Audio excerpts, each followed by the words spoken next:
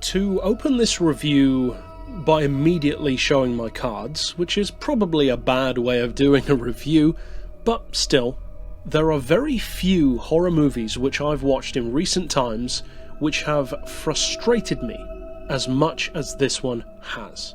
The Hallow is a movie with so much potential. This is an Irish horror film, and I have good experience with Irish horror. One of my favourite horror movies, and maybe even my favourite undervalued horror movie, is Isolation, a straight-to-DVD Irish horror film which is kind of like John Carpenter's The Thing on a farm.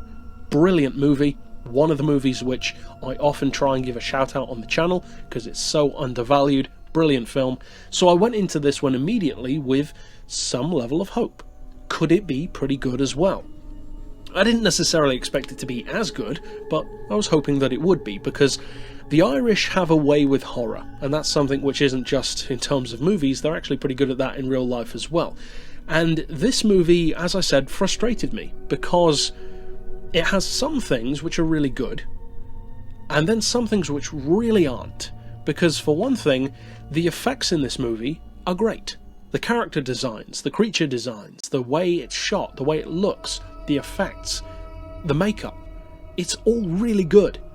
In fact, way better than a lot of other horror movies, a lot of bigger horror movies. But at the same time, the quote on the front of the DVD box says, "The best horror movie of 2015.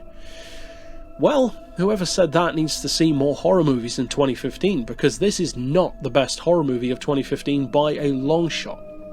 And the reason why is because there are so many stupid, truly thick-skulled decisions made by characters in this movie. One character in particular, the main character, you could say, or at the very least a joint main character, because the story revolves around a couple with their baby, a young baby, by definition I guess, who have moved to Ireland, and the husband works in the forestry business in some kind of way. I can't recall exactly what his job was, but it's going to involve cutting down some trees, and the locals aren't happy about that, so you get into the kind of local boogeyman lore which you'd expect to come from a movie like this. So it all sounds kind of generic, but it isn't, and I've got to applaud it for that. This is not a generic movie. However, it is a tropey one, because the amount of times, as I said, this particular main character, the husband in particular, but sometimes the wife as well, really do make some straight up retarded decisions in this film. And I'm not even going to apologise for saying that, because they are stupid. There is no justification for making decisions which put your almost newborn infant in the kind of situations that they put it in this film. And I'm not even talking about the horror situations, because there are certain situations where there's no choice. For instance, you're in a dangerous scenario and you've got to get out of it. However, there's a big difference between that, which is totally justified, and even to some degree making dumb decisions is justified there, because you're not firing on all cylinders. People do make dumb choices, so, you know, you can give that a pass. But this is different. I'm talking literally the first 2 or 3 minutes of the film. The father character has the baby strapped on his back, and he thinks it's a great idea to go poking around a dead deer with black ooze dripping off of its face, with the baby strapped right there to his back. Yeah, that's a great idea. He thinks it's a good idea to go into an abandoned old house with low beams where he's ducking underneath and potentially smashing the baby's face into housing beams. Now, of course, that doesn't happen, but every time he ducks down, it looks like it's going to. And the main point is not that it does or doesn't, it's that he doesn't even give it a second thought. He's a stupid dad. And the problem with that is, because again, stupid characters can work, he's not supposed to be stupid. He's a science-based individual. That's the whole point of his job. This is a supposedly intelligent person. The wife as well. Where are her mothering instincts? You know, people have made entire movies about the wrath of a mother. Where is that in this film? Because the mother, for a start, spends more time alone than with the kid, which in itself isn't a bad thing, but in this scenario, really? Especially once the horror stuff starts happening? I don't think so. I don't know any mother who would allow the husband to take the kid in some of the scenarios that happen in this film. But even all of that dumb stuff aside, because that's before you even get into the main horror, there are just things which keep happening, and It's not something which ruins the film, because if it were then I wouldn't review it at all, but it's this constant nagging which reminds you that you're in a movie and that these are stupidly written, lazily written characters doing stupid things over and over again. And it does grate on me. I'm sure there are people who can overlook that, because let's face it, even us horror fans have to admit there is plenty of trash in the horror genre. And there is. Sometimes you can give it a pass. Sometimes it's even justified, as I said earlier, but sometimes it just isn't. And this is one of those movies where it really stood out to me, because the film had the potential to be so good. And I mean really good. I can see why people gave it those high praise comments, because in its essence, it is a great horror film. The concept works, the visuals work, the effects, the creatures are good. It's the characters.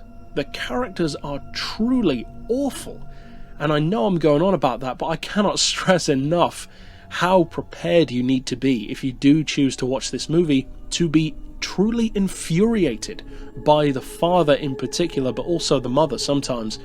Things like where there's clearly monsters in the house, okay? There's no shadow of a doubt. They are in the house. You've seen them. You know what they look like. You know what they can do. Okay, father figure says, stay locked in this room to protect the kid. Obvious thing, smart decision, do it. You then come out of the room because it goes quiet. About 5 seconds after these things have been making noise that would indicate they've opened a portal to hell in your living room. No mother would do that. Not a chance. And although the one hand of the argument, and some people would say, well, you shouldn't say that, she's a strong independent woman who can make her own decisions, of course. But don't use that as an excuse to say that said strong independent woman would make the dumbest decision you possibly could just because she can. That's lazy writing. A mother would never do something like that, and that happens multiple times. So you're probably wondering why I'm reviewing it if I seem to hate it so much. That's the reason why. I don't hate the movie. I want to love it. And in fact, in some ways, this reminds me of Yellow Brick Road, a movie which I adore up until the ending. And that's kind of the case here as well, except instead of the ending, it's just the entire main character, who should have been changed out or rewritten. The performances are not bad. It's literally just the writing. They're not given very much to work with. And what they are given to work with is bad, simply put. However, what about the scores? Well, perhaps surprisingly, I'm actually not going under par in many ways for this film. In fact, only one is, and you can probably guess which one. But first of all, we have the story and the plot. And for the story and plot of the Hallow, I am giving it an on-par score of a 5, because it's a good concept. For the most part, it is well carried out, and in essence, each of the scenes and set pieces and decisions in the film are not inherently stupid. So that does save it. It's just held back because of the fact that it could have been so much better were the characters better. And that brings me to the only below par score of a 3 out of 10 for the characters and their motivations. Because, as I've harped on a number of times, and I'm not going to go into it again, they're just awful. Simple as that, and I don't think there's much of an argument to say otherwise. They're some of the dumbest characters I've ever seen. So, it's a 3 out of 10, I'm not going to waste any more time on that. As far as the visuals, as I alluded to, it's good. I'm giving it an 8. The practical effects, the makeup, the special effects in terms of more CGI stuff, which I believe there's some in there, but not much. The look of the film, the location especially, is very visually rich. Great atmosphere. That's all fantastic. I'm giving it an 8 for that. Some of the creature designs could have showed a little bit more originality.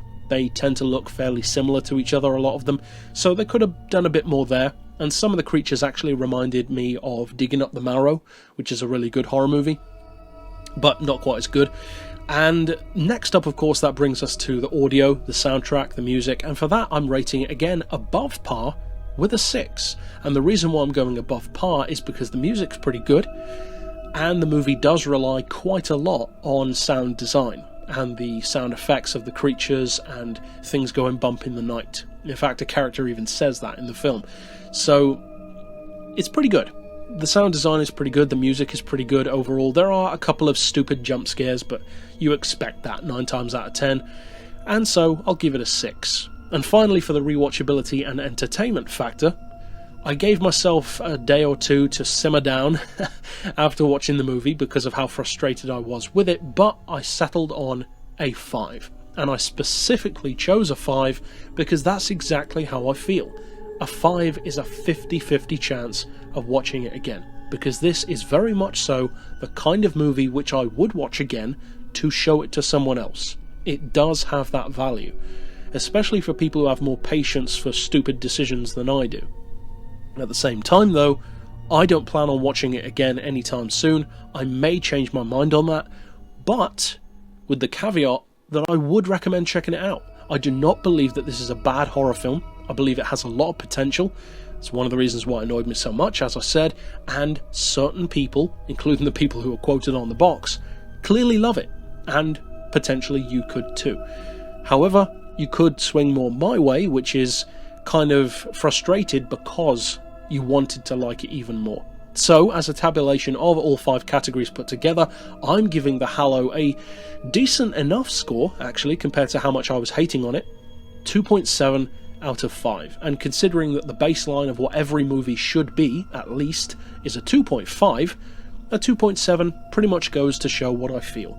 Some ways it's truly awful, the characters in particular, and some ways it's actually really cool. I would say that the best points about the film are the sound design, the atmosphere, the visual atmosphere in particular, and the makeup. The makeup for the characters across the board, the monsters or other characters, is good. So, worth checking out at least once to make up your own mind and see if you agree or disagree with me. I feel that this is one of those divisive movies where people could very easily swing either side of the fence on this one. That's where it falls for me though, and of course, give it a look if you get a chance. Certainly an undervalued film, but maybe for good reason on this occasion. But that's it for this pick overall. Of course, I'll see you guys next time, and for now, as always, thanks for watching.